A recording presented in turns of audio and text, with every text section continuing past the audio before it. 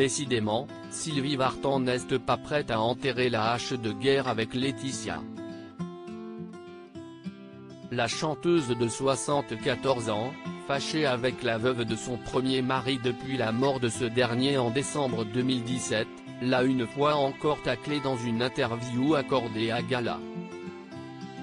Ce jeudi 17 octobre, questionnée sur l'argent qu'elle va devoir à Laetitia en raison des droits d'auteur de Johnny qui lui sont dus, Sylvie Vartan va reprendre les plus gros succès de Johnny Hallyday dans ses deux concerts événements au Grand Rex les 23 et 24 octobre. Sylvie Vartan a rappelé que les royalties étaient encore gelées.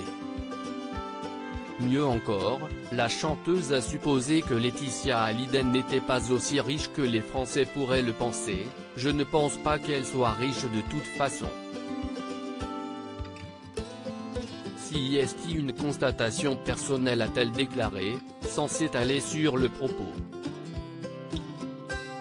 Cette déclaration de Sylvie Vartan intervient au moment même où BFM TV révèle les incroyables créances jusqu'ici tues que Johnny Hallyday aurait laissées à son héritière.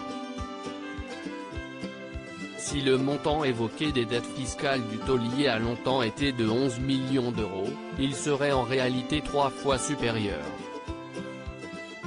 30 millions de dettes pour 33 millions de patrimoine. Dans le détail, Johnny Hallyday aurait laissé à Laetitia près de 30 millions d'euros de dettes. Selon l'avocat Mohamir Aslani interrogé par Paris Match, le patrimoine des Hallyday avoisinerait justement cette somme. Si la somme de 100 millions d'euros a, là encore, été souvent évoquée, l'homme de loi est convaincu que l'héritage s'élève en réalité à environ 33 millions d'euros. Une somme qui couvrirait donc complètement les dettes laissées par Johnny. Nommée légataire universelle de l'héritage de son mari, Laetitia est supposée s'acquitter seule de ses créances.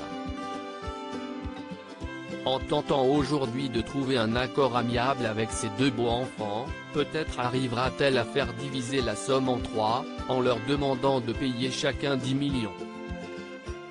À suivre.